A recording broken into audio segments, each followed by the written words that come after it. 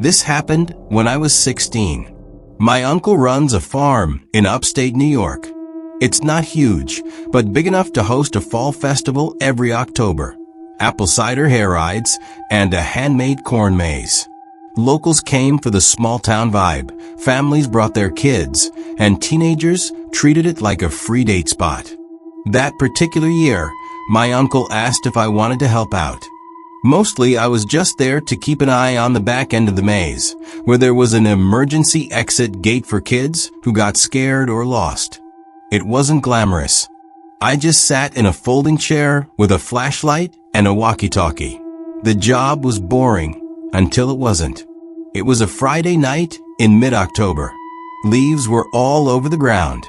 The sky had that soft purple glow just after sunset, and the cold was creeping in hard. By 9:30 p.m., things had slowed down. Most of the families had left, and only a few older kids were still wandering through the maze, laughing and yelling like idiots. Then I heard footsteps. Not running, not stomping, just a steady crunch, crunch, crunch from deep inside the corn. I stood up and waited, shining my flashlight toward the path. That's when she appeared. A woman, maybe in her 40s. Red flannel coat, jeans, messy hair. She didn't look scared, but lost. Her expression was completely blank, like her brain hadn't caught up with where she was. I asked if she was all right. She looked past me toward the forest line behind the gate. Then she said something that still messes with me. It wasn't supposed to go that far. I asked her what she meant. She pointed behind her into the maze. I kept walking. I thought I was looping, but it just kept going. It wouldn't stop. Now, this maze wasn't huge. It fit inside a single cornfield. If you walked in a straight line, it would take you 5 minutes to reach the other side. There's no way someone could walk for more than 10 minutes without reaching an edge. I offered to walk her out the side gate, which I unlocked. I radioed my cousin to meet her at the front, and he came with a flashlight. She walked away quietly with him, but before she left, she looked at me one last time and said, "There were other voices, but they weren't talking to me." I was freaked, but curious, so I walked back the way she come. At first, it looked normal. Stomped pads, candy wrappers, some lost wristbands from earlier kids. But then I saw something strange. The path she'd walked was trampled in circles. Not one loop, multiple. Like she'd been walking the same 15-foot loop for a long time. But at the center of that circle was something worse. A piece of her red flannel coat, snagged on a broken stalk. And the fabric was wet. I assumed it was water, maybe sap. But it smelled metallic. And when I touched it, my fingers stuck together. There were no puddles, no rain, no source. The next day, my cousin told me she never showed up at the front gate. They looked all over the farm. The police came by later that weekend, but she was gone. The only clue, a trail of small corn husks, peeled and twisted, found outside the fence line, leading into the woods.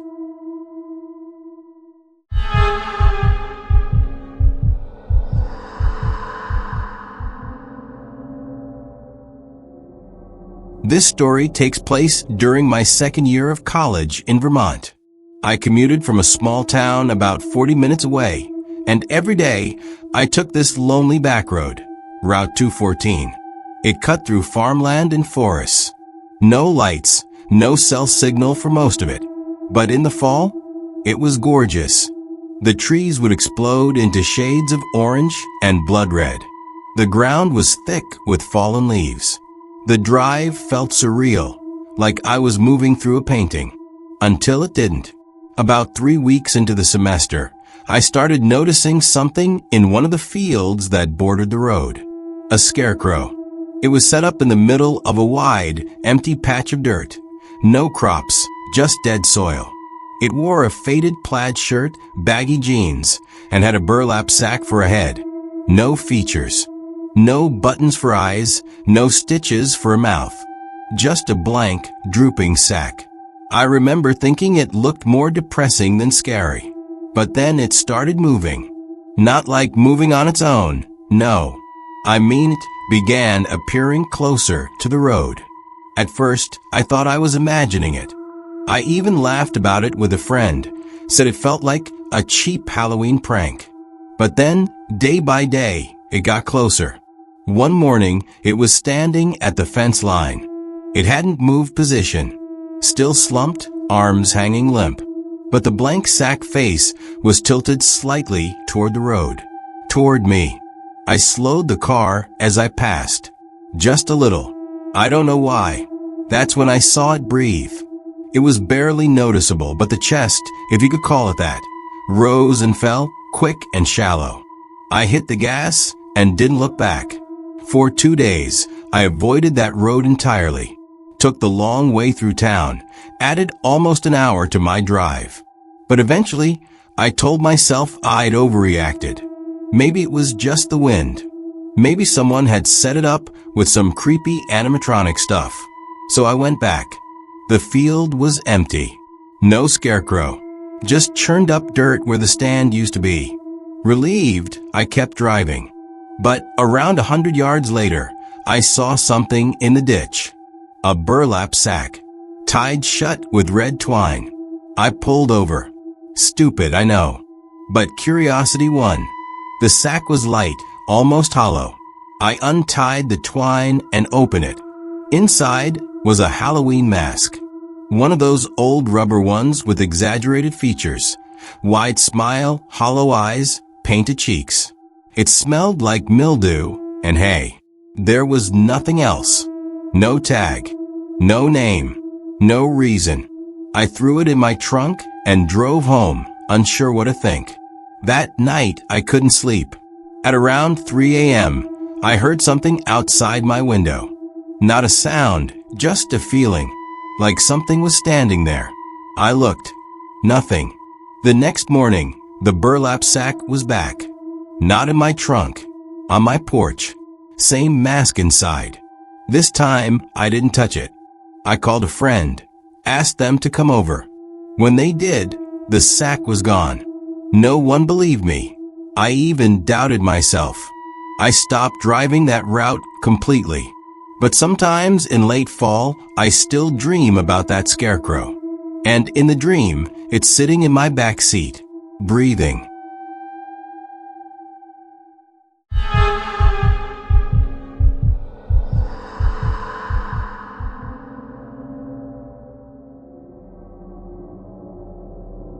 My best friend's family owns a hunting cabin deep in the Catskills.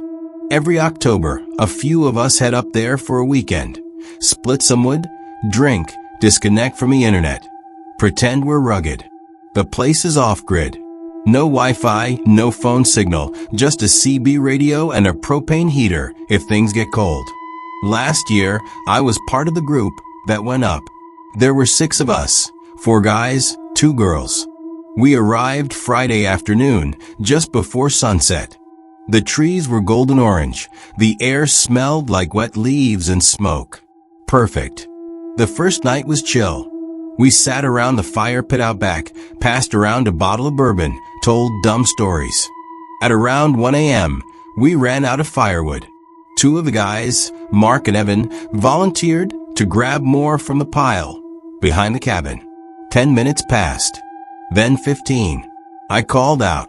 No answer. Finally, Mark came around from the side of the cabin.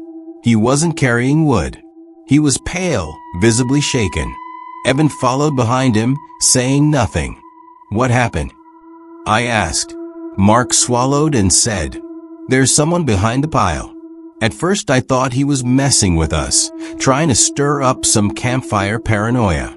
But the look on his face? That was real. So we grabbed flashlights and walked around back. There was the woodpile, neatly stacked as usual.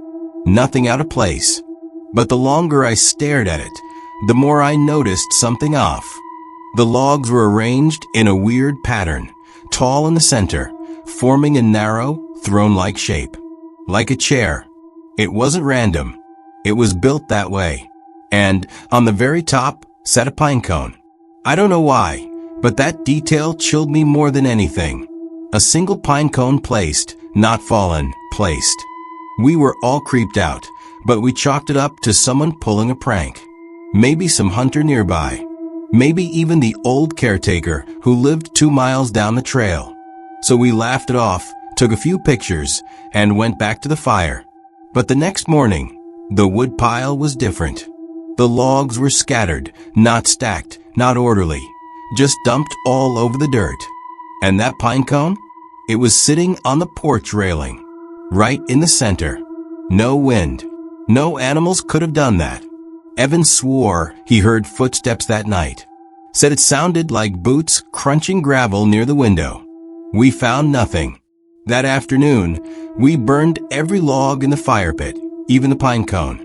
We joked about it, tried to shake the tension, made plans to drive back early. But the next morning, a new woodpile had been built. Same shape, same chair, same damn pine cone on top. We didn't speak. We packed. On the way back down the mountain, our tire blew out near a stream crossing. We fixed it fast, but none of us spoke the whole ride. 3 months later, Mark got a call. It was from the landline number listed for the cabin, except no one had been up there, and the phone had been unplugged for years. All the call contained was a low crackling sound, followed by a single tap, tap, tap, like someone knocking on wood. He deleted the voicemail. But sometimes in group chats, Evan still sends a pine cone emoji. Just one. Never with any words.